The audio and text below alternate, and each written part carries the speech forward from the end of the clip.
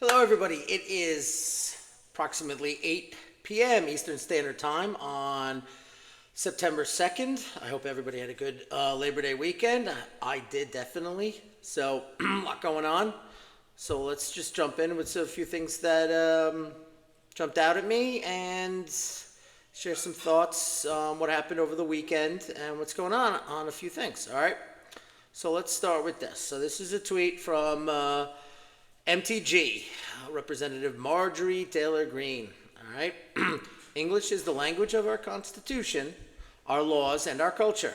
That's why I introduced the English Language Unity Act to make English the official language of the United States. One nation under God, one language, one America. Let's get it done. Now, I think this is an important piece of legislation.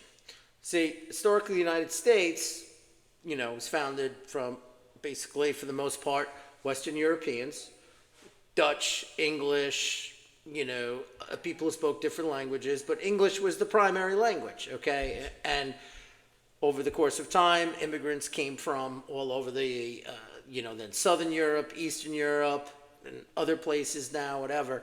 So we don't have a cultural identity like a France, like a Germany, like a Japan, as much as we have an idea identity. So for unity, and it's important for cultural longevity, is to have a single language. Now, that doesn't mean you ban the other languages, like, hello, Ukraine, banning Russian, or what other countries have done that in the past. You can use it, but it's important to have a single language for official documents, for, maybe court proceedings, for road signs and things like that, okay? And it creates a cohesiveness, and especially from the pro-immigrant crowd, you're closing doors to people if they can't communicate in what is already the common language. Even in Europe, it's the common language. Germany, Norway, Sweden. You go from a country, having lived in Europe for a little bit, you go one country to the other, if they don't speak each other's languages, they default to English. So it only makes more sense here to do the same thing. All right? So I'm in favor of this legislation without a doubt, and I think it's important because I believe culture and unity is important. I'm not one of those people who celebrate diversity. I believe in celebrate commonality, and this is a commonality that brings people together. So I support this, and we should take it seriously, because this is important for longevity, especially with other things going on.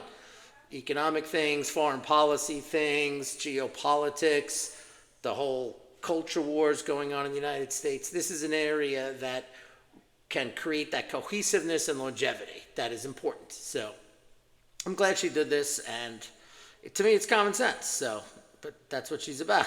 That's why I like FTJ. So moving on, a little economic news, okay? So CNBC puts out there, Treasury yields jump on prospect of U.S. having to refund tariff money. 30-year yield drops 4.97. So it's basically about the court case, whether Trump has the authority to do these tariffs.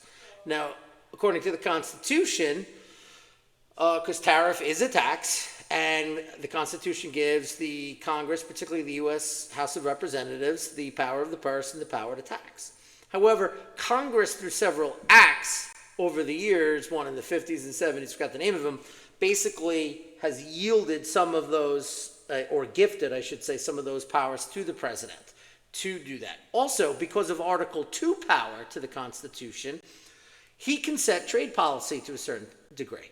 So if we don't levy a tariff, for example, on a car from Japan, but Japan does on us, Article 2 power should be able to equalize that to create that equal playing field for free trade, which is what these people like George Gammon is going for on this, to make it equal competition. Okay, so I think the argument that he can't do it is wrong. Now I'm afraid that I think Roberts is going to go with the three liberals on this one. By the way, Democrats have loved tariffs forever, except when Trump wants it. So just keep that aside.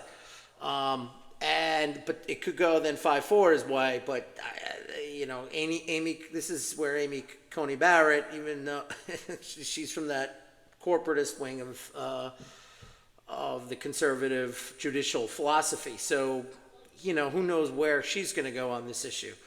So, but I think it's really important to understand that yes, Congress does have it, but just like the War Powers Act, right? Only Congress can declare war, but presidents can send troops and weapons all over the place because Congress has ceded that power to the executive on certain aspects, okay? So, because conflicts today are different than they were 200 years ago where countries just went to war, because of technology and things like that. So, but with this issue, I think that there could be a gray area here where he could say, he can't just do whatever he wants with tariffs, but he can put on matching tariffs because he still is in charge, right? The trade representative who signs the trade deals is in the federal government. Okay, in the executive branch. And who is the elected leader of the executive branch? It's the President of the United States. Again, Article 2 power. So you can do that. So I wouldn't be surprised if there was some sort of caveats on a decision as well.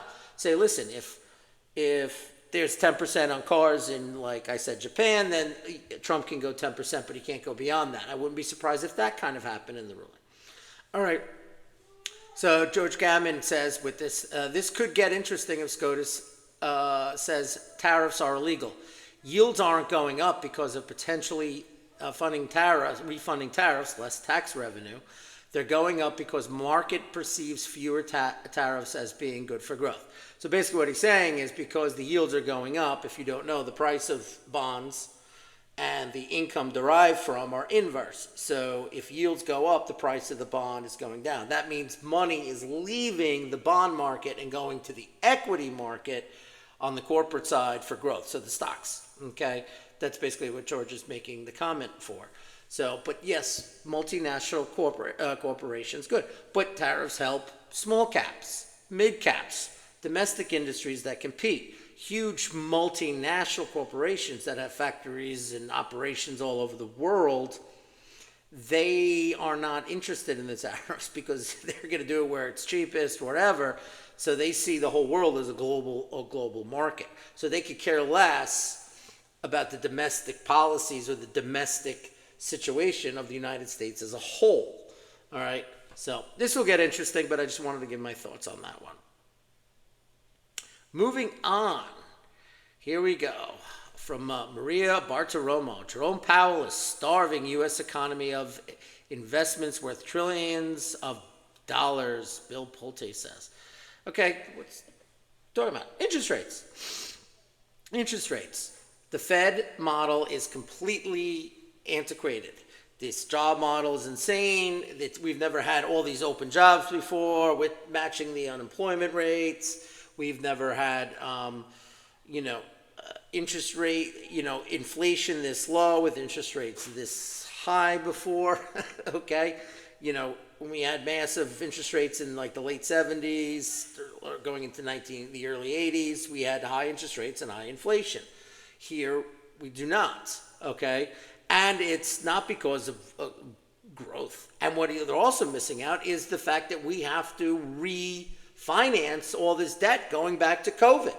The American Rescue Plan, the CARES Act, the Biden's Inflation Increasing Act, okay? So that's money that could be diverted elsewhere. So you can have, based upon the SCOTUS ruling, what happens with tariffs and the whole interest rates, talking about hundreds of billions of dollars in terms of our debt. That will affect investment. Then you have the foreign aspect that, like, China's not buying treasuries. UK is now the highest holder of U.S. treasuries as a central bank. They're doing transactions in their own currencies, the BRICS nations. The fact that India is dumping U.S. treasuries now. So there are a lot of factors that are going into play here.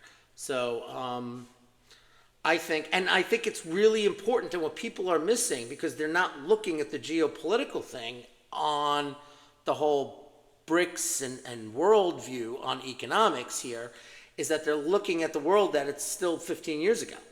And it's not, it's changing into multipolarity, okay? Not just in terms of pure geopolitical power, military might, the traditional things, but also economic as well. Okay, that's why India, they're going to continue to buy Russian gas and oil. End of story.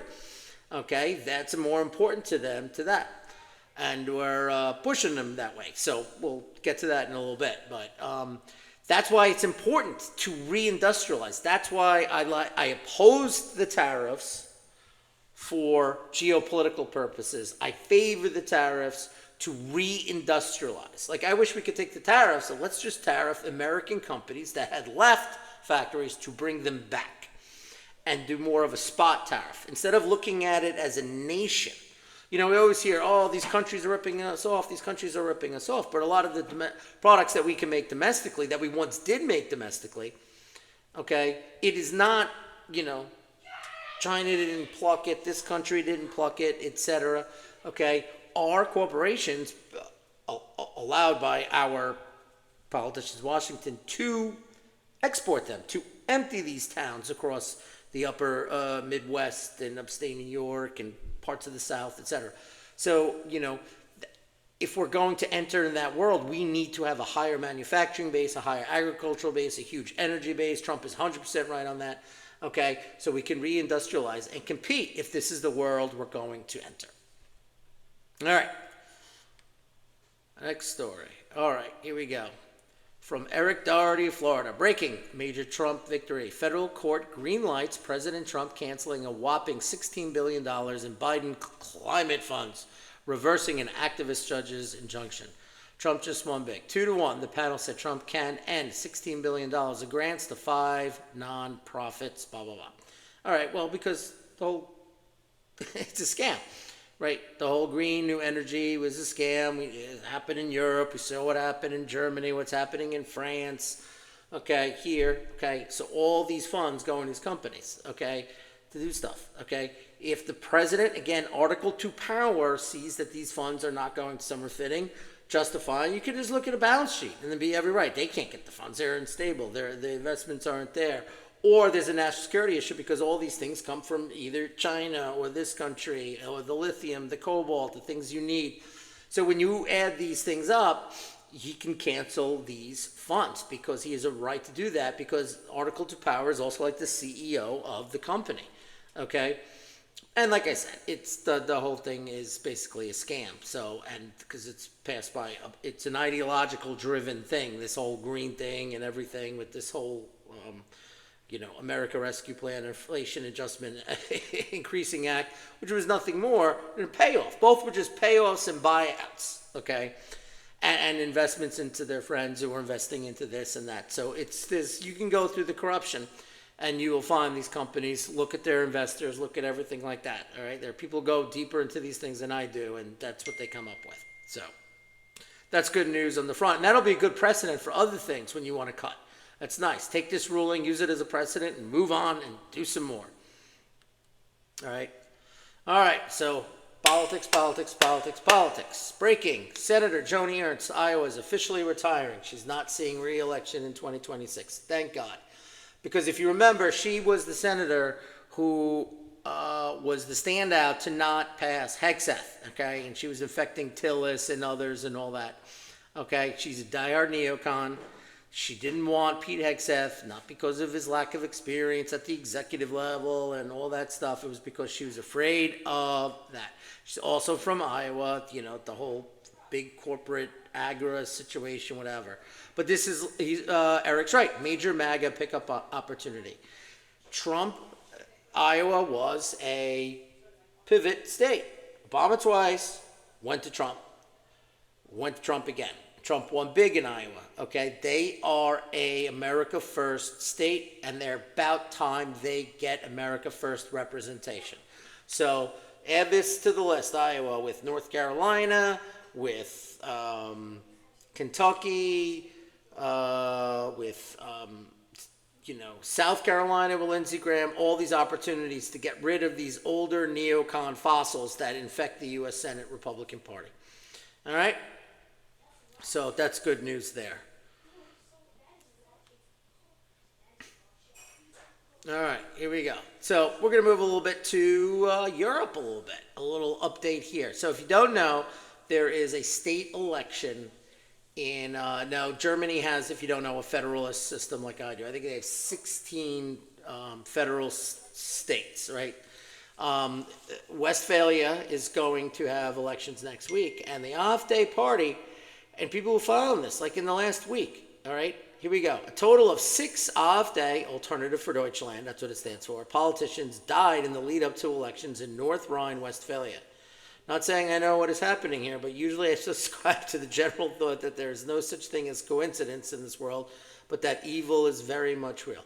Well, like, you know, what Steve Bannon on War Room always says, right?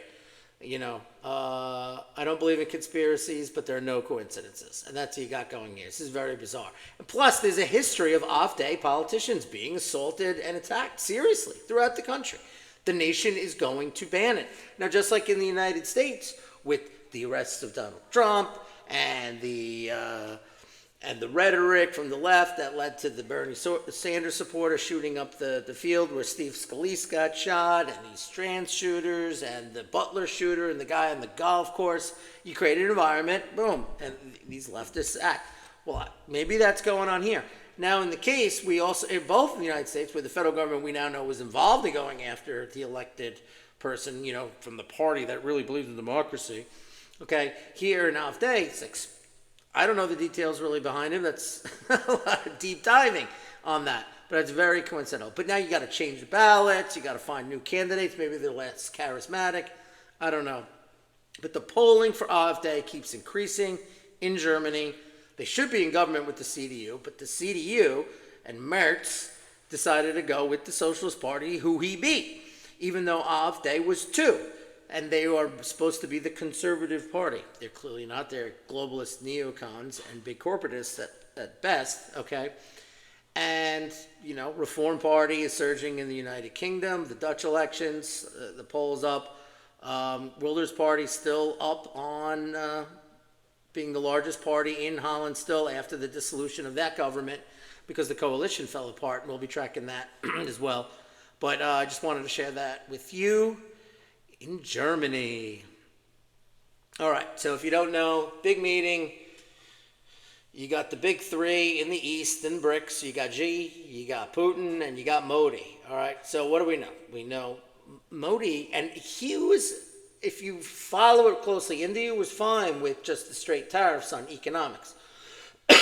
Okay, it was the secondary tariffs, the ones that goes to punish Russia because of the Ukraine war, so they're going after Russia, India. Now notice they didn't go after China. Well, why is that? Because China has way too much leverage on the United States, right?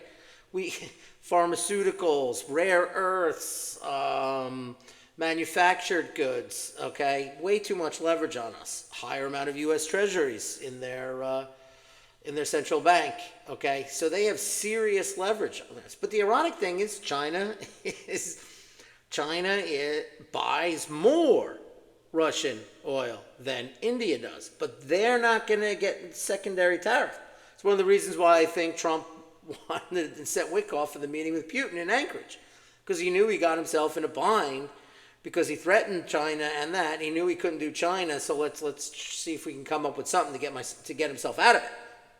All right, but this is where we're at now. Okay, this should be a lead story. This is historically changing stuff, but it's not a lead story really that much. But the fact of the matter it is, these 3 countries, and okay, so Biden pushed Russia towards China, and the Trump administration is pushing India towards China and Russia.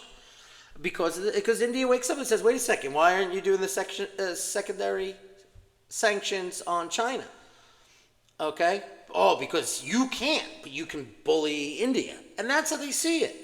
And then India goes, I've had disputes with China over territorial disputes for 30, 40 years, but I've been bullied by China. So they say to ourselves, maybe it is our interest to go more towards China. I know it's better to go towards Russia.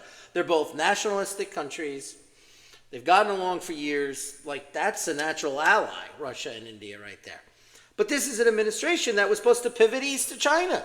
You want strength. You want a loose alliance and strength to be a geopolitical counterbalance to China That's in your Russia, your India, your Japan, your Australia, your South Korea. And then we can then back up a little bit and just, be support and logistical in the geopolitical sphere. But now we're not. We're pushing them further away. And we import some stuff too from India. It's like, and one of the big things that people were touting is that certain manufacturing went from China to India. We were seeing that as a win. That happened even towards the end of the Biden administration. Well, that's going to go out the window now too. There's no critical thinkers in the policy. Trump has good instincts on this, and it's fantastic. But then he gets twisted in directions by all the people who are supposed to be the experts, and they're not. They're clearly not. The experts are sitting there. Gabbard should have, Gabbard wanted, what's his face? Colonel Davis, Daniel Davis in there, and it got pulled at the last minute. Who was behind that? That's why we got to defeat these neocons, put pressure on the Trump administration, and stop this insane policy. I have no problem with the tariffs when it comes to pure economics. And these countries understand that. They're like, yeah, you guys are getting big. We need to make sure we got jobs home. Modi would understand that. He's a nationalist. Absolutely understand that. That's the language they understood. That's why they respected Trump the last time, because Trump was looking out for the American citizen and American national interests, not this global imperial globalist system, okay? But he's kind of gotten off course a little bit on this with this India thing. And I've always argued that India should have had a permanent place on the National Security Council, replace one of these European countries that really are nothing more than a regional power here and there, because they're a big emerging big power, So I don't know, but that's what's going on, folks. We're entering multipolarity. They also came out with this new investment thing that they're laying the foundation. So they got transfer systems going now. For economics, trading in their own currencies. They now got military cooperation. They got new investment type banks to build infrastructures in each other's countries. Okay, they're moving forward. All right. And one of the big things here is a huge pipeline. Okay, major pipeline is going to be built and constructed. It is going to be completed by 2030, and it is going to go from Russia to China through Mongolia, and it's going to be huge. That's it. Take out the sea, take out everything's part of the Belt and Road. And, this might not have happened if it wasn't for the Biden administration's policies and, the continuation of the Ukraine war with other alternatives. But you're taking out the sea kind of a situation, that empowers BRICS, right? Mongolia is signing on for it because they'll probably get a huge cut. So, this is big geopolitical moving stuff, and they're going to get the things they're going to need. And, they're going to expand it eventually. It'll go to India and whatever. Huge network, Belt and Road Initiative. It's all part of them. They're getting that because we're pushing the entire Asian subcontinent in the direction of China. Key summary of the memorandum for the construction of the Power of Siberia 2 gas pipeline. 1. Russia, China, and Mongolia have signed a binding memorandum for the construction of the Power of Siberia 2 gas pipeline in the East Union, in quotes, transit pipeline through Mongolia. Deliveries via the existing Power of Siberia pipeline will further increase from 38 billion to 44 billion to China. And I heard it's like 3 times output. That's to the east. It's great. Once you put it in a pipeline, unless you blow it up like Biden did Nord Stream, it's not ending. Because the United States can't do it. How do you sanction a pipeline? Going across land. How do you? It's nothing. It's permanent. They're going to be like, oh, we're going to pay and insure ships from the United States to send us the oil. No, this is locking in all that oil and gas that was once going to Europe, now to the east. It's locking it in. And that's going to have huge ramifications, especially if we get another stupid left-wing administration in that's going to do green stuff and restrict things. Highly then dependent. Europe and the United States. Europe will go down even more, and the United States will start to decline. And the East will continue to rise. All right, so All right, a little Ukraine war. All right, Pokrovsk, what's going on? Fighters continue to expand control of the zone in the city. They managed to reach the E50 highway and secure their position in the Luzerny neighborhood. Going slow and slow in Pokrovsk, southwest of the city, now entering the northern part, north of the central part on the western side of the city of Pokrovsk. An update there. Now, this is also the enemy admitted loss of territories. Deep State reports. Deep State, if you don't know, is a Ukrainian mapper. He's very good and accurate. Reports advancement of the Russian army near Pokrovsk and on the border with Dnipro-Petrovsk region. Now, what the key is that, which I've said in other videos, is Dnipro-Petrovsk is the region where it is northwest of where Donetsk and Zaporozhye meet. So they're taking territories into Dnipro-Petrovsk and continuing to surround it. So they're still creating that very large cauldron there. All right. Now, this is an interesting map. It shows units. I'm not going to get into the military units, whatever. But that blue zone is basically the last of, that's the Ukrainian last of the lines in the blue. Okay, here's Pokrovsk in the middle here. The next one over this north bulge. Now, this is the area where they're Ukrainians are thinking they're going to the north with these dotted arrows here. That north bulge was that breakthrough about 2 weeks ago. Now this little, just to the east of that north breakthrough is Konstantinivka. And then these are the two last cities of Donetsk, Kramatorsk and Sloviansk. So the significance of this video is that Ukraine has basically confirmed, or at least mappers have, with good sources, that they've witnessed the moving of Russian units from the Sumy direction. From that. So there were reports that Ukrainian army has slowed the advance of the Russians in the Sumy. Now, if you don't know, Sumy is really far up north of the Ukrainian border. Russians were not really interested in it, but it's close to where the Kursk invasion was last August. And it's where Belgorod and Rostov-on-Don, where Ukraine does, like I said, that Kursk invasion and then incursions into Belgorod. So Sumy, they went into Sumy basically just to create a buffer. So, and they were advancing quite a bit. But the Ukraine is now reporting there many battalions and brigades they have noticed have been moved to the Donetsk region.